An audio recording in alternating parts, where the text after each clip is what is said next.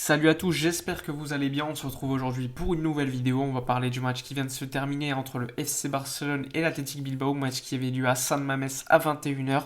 Le Barça était en difficulté en Liga malgré une victoire très difficile contre Huesca la semaine dernière.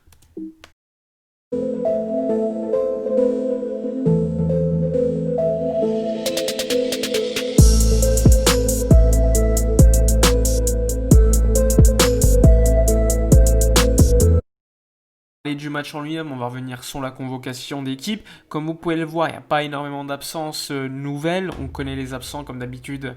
L'absence d'Ansu Fati, Sergi Roberto qui normalement lui devrait revenir à la fin du mois. Ansu Fati, il faudra peut-être encore attendre le mois de février, peut-être à la fin du mois de février. L'objectif étant qu'il soit présent pour le match retour contre le Paris Saint-Germain en forme.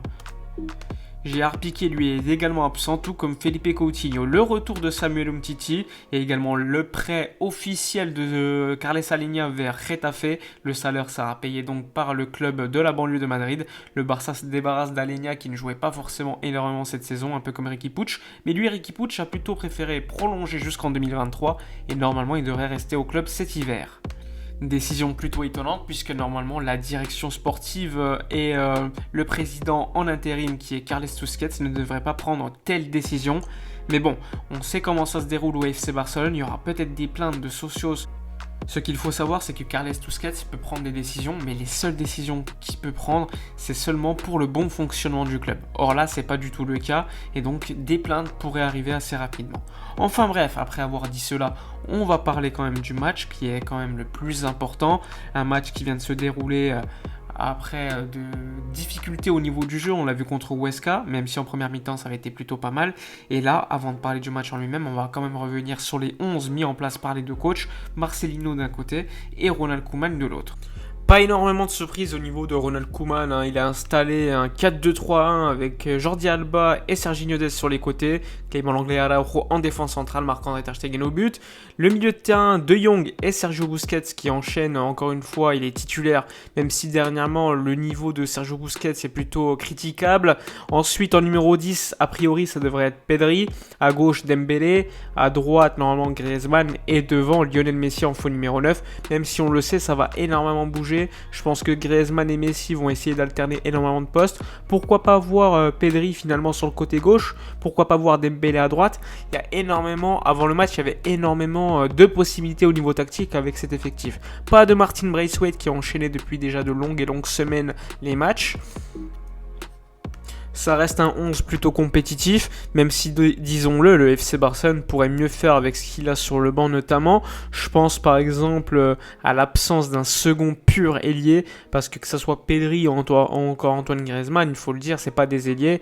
Et on le sait, Lionel Messi, il a besoin que ça bouge, que le bloc adverse en face soit élargi. Et avec Marcelino, probablement, l'Athletic Bilbao, ça va être une équipe lors des prochaines semaines qui va défendre très bas et être très bien organisée en 4-4-2. C'est ce que faisait Marcelino avec Valence ou encore Villarreal lors des derniers mois, dernières années. Personnellement, avant le match, je pensais énormément à Serginho Dest, parce qu'on l'a vu lors des derniers matchs, Dest est laissé à l'abandon sur le côté droit, il est tout seul, et évidemment, il ne peut pas combiner devant lui, il n'y a personne, donc il y a toujours un milieu de terrain qui est obligé de remonter, de monter vers lui, mais assez souvent, Dest est tout seul, et ça c'est très problématique pour l'équilibre d'équipe, c'est pour cela que moi je pense qu'à terme, Lionel Messi ne devra plus jouer sur le côté droit dans un Barça aussi malade, aussi peu régulier. Donc je pense que le poste de Messi aujourd'hui le plus adéquat, c'est dans l'axe, que ce soit en numéro 10 ou encore en faux numéro 9. Concernant le 11 de l'Athletic Bilbao, Marcelino a choisi Iñaki Williams et Raúl Garcia devant, des Marcos Muniain sur les côtés. C'est du classique, il y a Yuri Berchis, Inigo Martinez, Núñez en défense centrale, Unai Simón but. C'est vraiment une équipe plutôt compétitive, même si, disons-le, les résultats dernièrement n'étaient pas forcément très bons. Mais je pense que Marcelino va faire du bon job et va réussir à les remonter au classement. Enfin bref, maintenant on va parler du match en lui-même en commençant par la première mi-temps. Concernant la première mi-temps, ça a très mal commencé, il faut le dire. Le but de l'Athletic Bilbao, c'était vraiment à la perte de ballon de nous faire mal et d'attaquer les espaces vides. On l'a vu avec Iñaki Williams et dès la 3e minute, on l'a payé cash avec une erreur de Busquets à mon goût. Tout d'abord, avant, il faut remonter avant, il y a une petite erreur entre Dest et Dembélé, il me semble, il y a une perte de 2 balles. Et ensuite, c'est Busquets qui est en retard et qui laisse énormément d'espace derrière lui. Et ensuite, tu as un face-à-face avec Iñaki Williams contre l'Anglais à la vitesse et Williams c'est déjà largement devant et ça a fait 1-0. Mais malgré ça, le Barça ensuite a très vite réagi de bonne manière avec un Pedri qui a montré un niveau très très élevé en première mi-temps. Frenkie de Jong pareil. Et également Ousmane Dembélé. Comment ne pas citer Dembélé lors de cette première mi-temps qui a très bien combiné sur son côté avec Serginho Dest. Finalement, Dembélé a plutôt joué sur le côté droit. Messi lui était plutôt le faux numéro 9 et Griezmann à gauche. Alors on a vu également un très très bon Lionel Messi, il faut le dire, Messi qui a dribblé énormément de joueurs, qui est d'ailleurs sur l'égalisation du FC Barcelone avec une passe exceptionnelle. Certains vont dire que c'est du hasard, c'est pas fait exprès, d'autres vont dire que c'est prévu. Personnellement je sais pas, mais bon, la passe est magnifique, la zone est exceptionnellement trouvée. T'as Frenkie de Jong qui fait encore une fois une course comme il avait fait contre Huesca. Et ça fait but après avec Pedri, très calme, qui marque le deuxième but du championnat d'Espagne pour lui cette saison. Ensuite, Pedri, encore une fois, est sur le second but du FC Barcelone, avec une construction très très jolie du FC Barcelone. Il y avait beaucoup de rythme en première mi-temps des deux parties, même si le Barça était au-dessus à mon goût. Et Pedri trouve encore une fois une passe décisive, talonnade encore une fois, il l'avait déjà fait lors de certains matchs, pour Messi tout seul qui marque et qui met le 2-1. Donc le Barça fait une petite remontada dans cette première mi-temps. Ça faisait longtemps que le Barça ne remontait pas quand il était mené. C'est d'ailleurs arrivé qu'une fois cette saison que le Barça gagne après avoir été mené. Il me semble, c'était contre le Real Betis au Camp Nou il y a quelques semaines, quelques mois même. Les statistiques, le Barça était dominant au niveau des tirs, au niveau de la possession de balle. De toute façon, il faut le dire, le Barça a dominé le match, mais pas de manière stérile. Il y a eu énormément de frappes. Ousmane Dembélé, je le redis, qui a été très très bon, qui a amené du rythme, qui driblait énormément. Il aurait pu marquer un but. Il y a également Griezmann qui aurait pu marquer un but. Griezmann en dessous des autres offensifs, mais il a été plutôt intéressant au niveau de sa remise à un moment donné pour Serginho Dest. Finalement, Dest n'a réussi pas à convertir. Un Dest un peu mieux que lors du match contre Huesca, mais c'est plutôt logique puisqu'il y a un ailier droit devant lui. C'est ce que je disais lors de mon avant-match. Pour moi, il fallait supprimer ce numéro 9 pour ce match pour qu'on ait des ailes fournies. Et on a vu sur le côté droit qu'avec Dembélé, ça changeait énormément de choses. Pareil pour Serginho Dest. Après, pour Jordi Alba, on l'a moins vu. Mais comme Griezmann faisait le travail pour défendre, pour attaquer, même si, il faut le dire, on était beaucoup moins dangereux sur le côté gauche. Tu avais quand même Pedri qui faisait également le travail, donc c'était plutôt intéressant. On leur a fait énormément de mal, et ça m'a rappelé d'une certaine manière la première mi-temps, il me semble, contre la Juve, avec un Pedri sur le côté, même si Pedri a évidemment énormément bougé. C'était un peu ça, avec un faux ailier, et qui aidait énormément au niveau défensif, et Jordi Alba qui jouait ce rôle d'ailier. Et ça, c'était très très intéressant, il faut le dire. Je vous mets les statistiques de cette première mi-temps. Le Barça a certes été mené, il y a eu des occasions énormes qui auraient pu être converties, la frappe de Griezmann notamment, il y a eu une frappe de Pedri, de Lionel Messi, de Dembélé, mais bon, on est quand même plutôt satisfait de cette première mi-temps, peut-être l'une des meilleures sous Ronald Koeman, il faut le dire.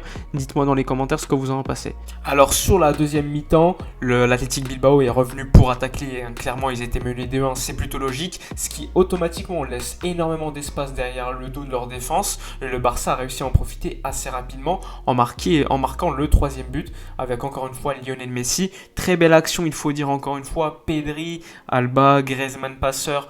En tout cas, au niveau des attaques, il faut le dire, aujourd'hui on a été servi. Il y a eu des très belles combinaisons, ça a très bien travaillé, que ce soit sur le côté droit ou encore sur le côté gauche. Même si sur le côté droit en seconde mi-temps, on a vu moins d'activité, mais c'était plutôt logique puisque l'Athletic Bilbao a essayé d'attaquer. Il y a eu un changement, Dembélé qui est sorti, Dest également. Dest à mon avis qui a été fatigué. Dembélé c'est de la gestion, il ne faut pas non plus forcer sur son physique, il a été très bon, mais il faut faire attention. Et donc Braithwaite l'a remplacé pour jouer à ce poste. Donc on a eu un côté droit complètement reconstruit en seconde mi-temps qui avait comme objectif, il faut le dire, défendre et attendre la fin du match. Même s'il y a eu des contre-attaques très intéressantes, il faut le dire, en deuxième mi-temps, le Barça était plutôt en gestion. On a tué le match et ensuite on a défendu de manière plutôt efficace. Même s'il y a eu de très belles actions, on a encore vu Pedri faire à un moment donné un contrôle magnifique, Griezmann qui s'était effacé, Messi qui avait touché le poteau. D'ailleurs sur ce match, ça fait quand même plusieurs poteaux pour Messi, ça fait 2 buts, un but refusé.